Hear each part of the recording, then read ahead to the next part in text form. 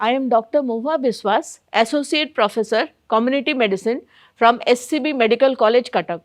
Today I am going to talk about do's and don'ts in home isolation. Why do we at all need home isolation? Home environment is very good for the person. It is very congenial for the patient who is suffering from a disease. If he stays with his family member, it will be more convenient for him and he will get well soon. This is one of the reasons we always try to treat the patient in his house. Another thing is to reduce the hospital load. We all know that this epidemic situation, pandemic situation is going on, and in this pandemic situation, there is lot of inflow of patient into the hospital, leading to the diminution of the number of hospital bed being occupied more. So it is difficult if these patients, it will be good if these patients are treated in home isolation.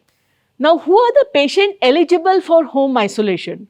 Only patient having mild disease in which they are only upper respiratory tract symptom, no shortness of breath are recommended for home isolation.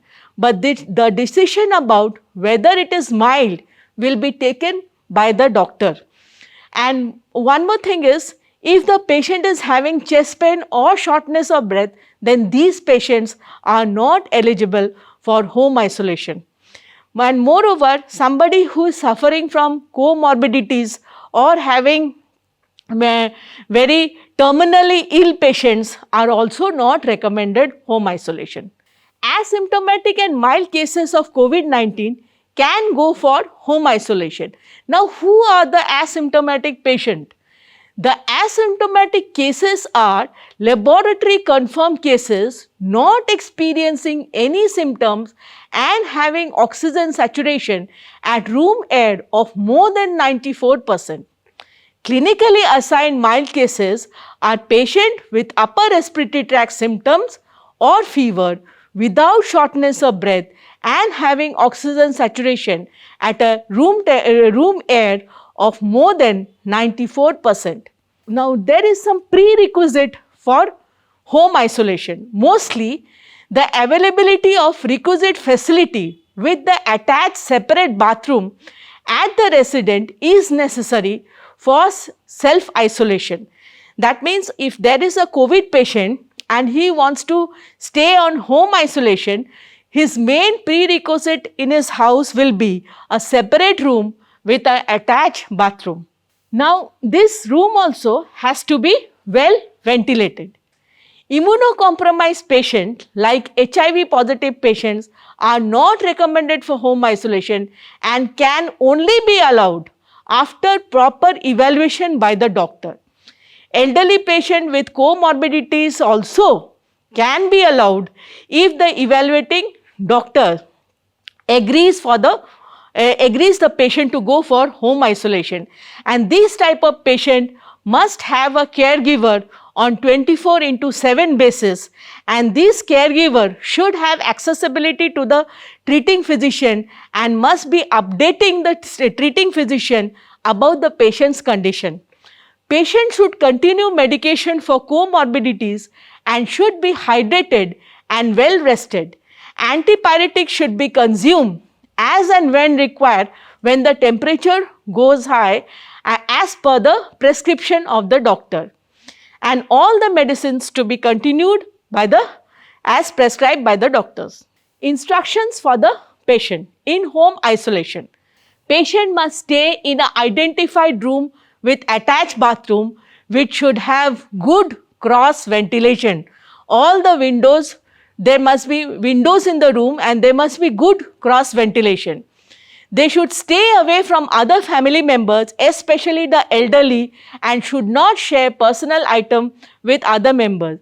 In case there is a pregnant lady or a old elderly person in the house or a person with comorbidity, person under cancer chemotherapy, it is better to shift this people to other places or somewhere else if possible for home isolation of the COVID person. Patient should use triple layer medical mask all the time, and N95 mask, if considered, will be good, which should be discarded after 8 hours of use or if it gets wet. It should be disinfected with sodium hypochlorite solution before discarding. The mask should be well fitting to the mouth and nose. Patient must take rest and drink lot of fluid to maintain hydration. Follow respiratory etiquettes all the time. In case he is coughing and sneezing, he should use a tissue or a handkerchief which needs to be disinfected with sodium hypochlorite solution. Should not share his personal items like pen, paper, towel, laptop with other people. Frequent hand washing with soap and water for at least 40 seconds or clean with alcohol based sanitizer is important. Alcohol based sanitizers can be used only when there is no facility for soap and water, because it is best to always wash hand for 40 seconds. The hands become more clean. Ensure cleaning of the surface in the room that are touched often, that is tabletop, door knobs, handles with 1% sodium hypochlorite solution. Potentially contaminated items in immediate environment of the patient should be avoided. Food must be provided to the patient in his or her room, and the utensils and dishes used should be cleaned with soap and detergent. Patient should follow the instruction regarding physical distancing, mask use, hand washing, self-monitoring and constant in contact with the healthcare provider. Preferably, under no circumstances, the patient should be allowed to come to the common place where other family members are there. In case it is necessary, then the patient can use mask and double mask and preferably N95 mask, and the other family members should not remain in that place. If at all they have to remain for any unavoidable circumstances, have to maintain a distance and wear double mask. For symptomatic management, a patient may perform warm saline gargle twice a day. Steam inhalation for few minutes may also be done at least 5 minutes twice a day, and patient can consume vitamin C, zinc tablets, ivermectin and other medicine prescribed by doctor. Under no circumstances, patient should self-medicate himself or herself without consultation with the doctor. One most important thing is self-monitoring of the oxygen saturation level and temperature is very important. Now let me tell you how this oximeter recording is taken. By a pulse oximeter, the patient need to monitor the oxygen saturation. Now how this pulse oximeter recording is taken? Turn on the pulse oximeter to ensure the digits are visible in the screen. Insert the middle finger correctly within the oximeter. Allow few seconds for the pulse oximeter to detect the pulse and display the oxygen saturation. Take the reading. Normal oxygen saturation should be 95 or above. If the oxygen saturation is below 95, then the patient should be immediately referred to the medical officer. He would most probably need oxygen. Clean fingers with sanitizer or alcohol-based wipes for every person before used. Avoid wrong reading. Do not test on fingers with nail polish. This is a monitoring chart. You can see this can be used. The day of symptom and time can be written. Temperature, heart rate, that is you can see the pulse oximeter and note down the heart rate. Then the oxygen saturation from the pulse oximeter. The patient's condition, whether he is feeling worse or feeling the same or feeling better. Then breathing, whether the same, better or there is any difficulty in breathing can be noted down. So this type of monitoring chart can be there with the patient for his self-monitoring, and he can also record his temperature at least 2 to 3 times a day. The patient will self-monitor his or her health with daily temperature monitoring and pulse oximeter and report promptly if any deterioration of symptom is noticed. Instruction to the caregiver. In this place, I can tell one thing, that we are fighting the disease, not the sick. We have the fight against the virus, not against the patient. So the caregiver should know how to put on mask properly. First, wash his hand, then put on the mask. Mask should be well fitting the nose and mouth. Then again wash hand. In the same way, the mask has to be removed, and after removing the mask, hand has to be washed. The caregiver should wear a triple layer medical mask. N95 may be considered when in the same room with the ill person.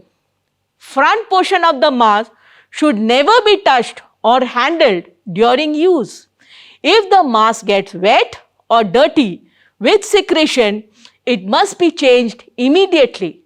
Discard the mask after use and perform hand hygiene after disposal of mask. He or she should avoid touching his own face, nose or mouth.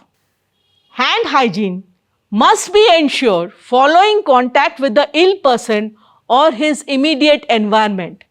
Hand hygiene should be practiced before and after preparing food, before eating, after using the toilet, and whenever the hand looks dirty. Use soap water for hand washing at least for 40 seconds. Alcohol-based hand rubs can be used if the hands are not visibly soiled, or if there is difficult to approach for soap and water, but this usually doesn't happen at home.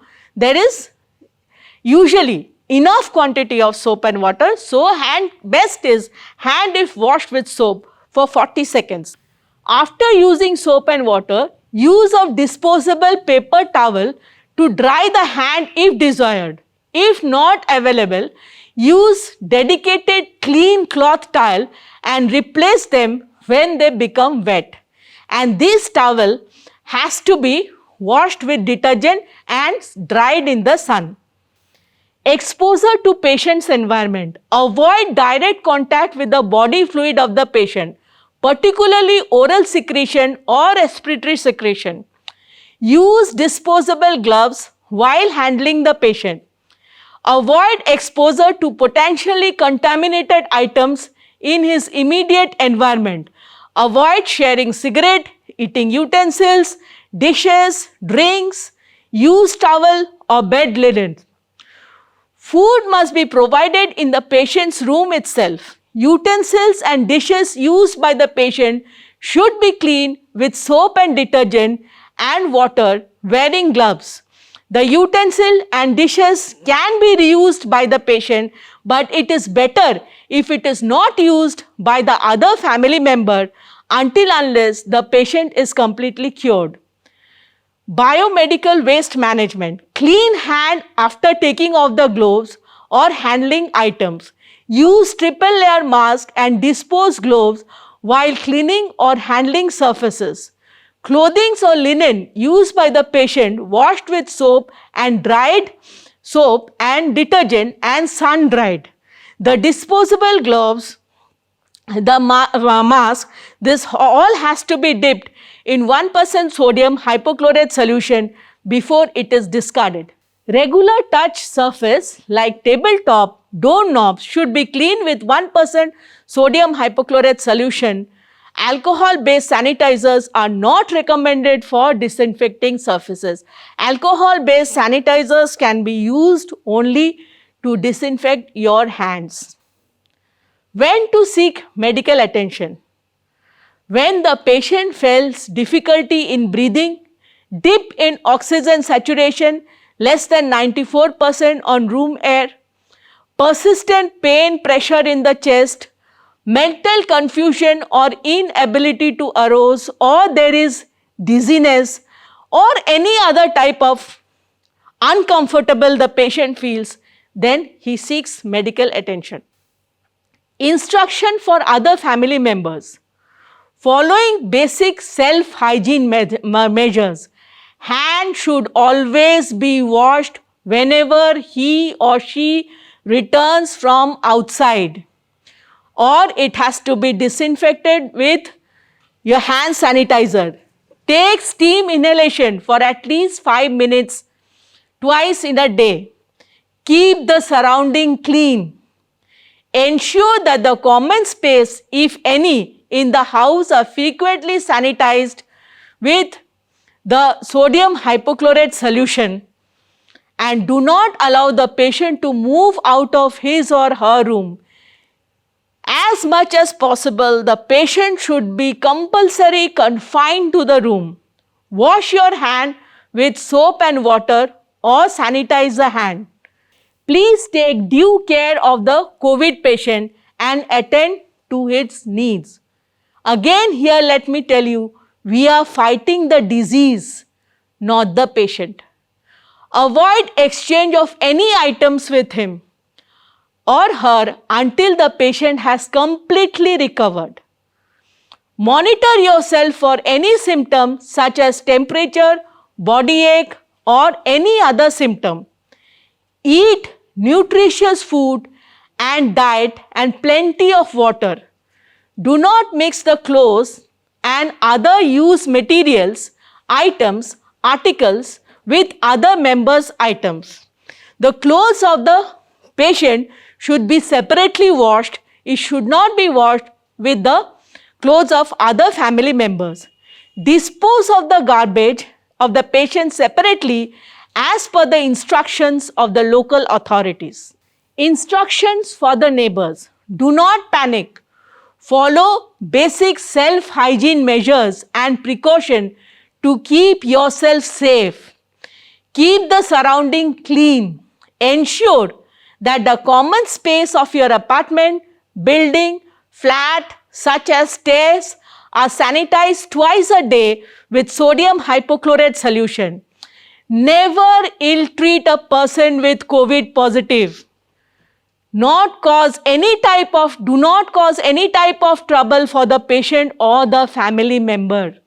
Remember, we are fighting the disease, not the person.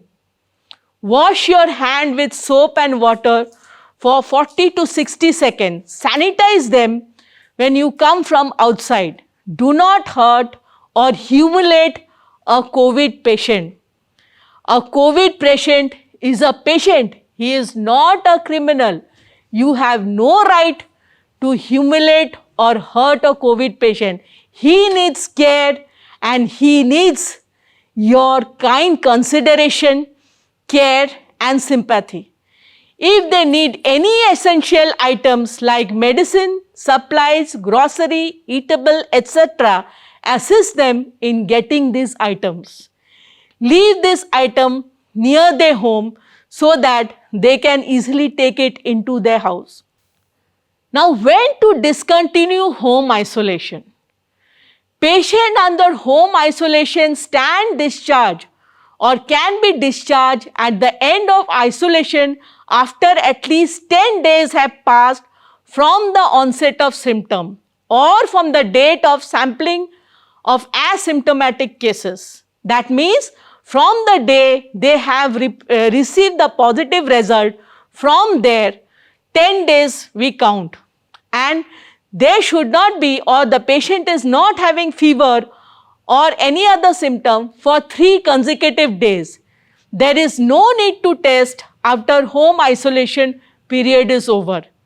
And after home isolation period is over, still the patient is recommended to wear mask inside the house for few more days so that his family members can be safe. Thank you.